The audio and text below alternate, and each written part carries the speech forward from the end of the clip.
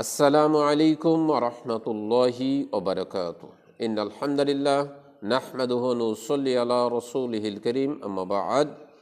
অনেকে জানতে চান নারীরা পর্দার সাথে সাইকেল বা মোটরসাইকেল চালাতে পারবে কি? আমাদের সমাজে প্রায়ই দেখা যায় নারীরা সাইকেল বা মোটরসাইকেল চালিয়ে থাকে। পর্দা সহকারে নারীদের যে কোনো যানবাহন চালনা করা উচিত নয়, কেননা মোটরসাইকেল চালনা করা, সাইকেল চালনা করা, রিক্সা চালানো এগুলো হচ্ছে পুরুষদের কাজ, মেয়েদের কাজ নয়। নারীরা যদি এই কাজগুলো করে বরং তাদের বেহায়াপনা প্রকাশ পায়।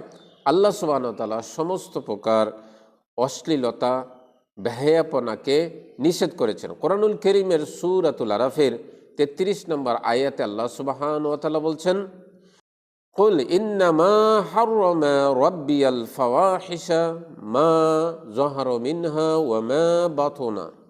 আল্লাহ সুবহানাহু ওয়া তাআলা বলছেন, আপনি জানিয়ে দিন, ইন্নামা হাররামা, নিশ্চয়ই হারাম করা হয়েছে, রব্বিয়াল ফাওয়াহিশা, তোমাদের প্রতিপালক হারাম করেছেন সমস্ত প্রকার অশ্লীলতা যা প্রকাশ্য এবং গোপনে করা হয়।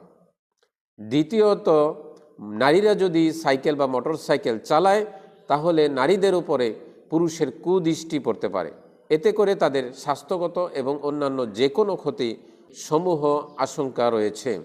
যদিও আল্লাহ সুবহানাহু ওয়া তাআলা নারীদেরকে পর্দার সাথে ঘর থেকে বাহিরে যাওয়ার অনুমতি দিয়েছেন, বাহিরে যাওয়া আর সাইকেল বা মোটর সাইকেল চালানো একই কথা নয়।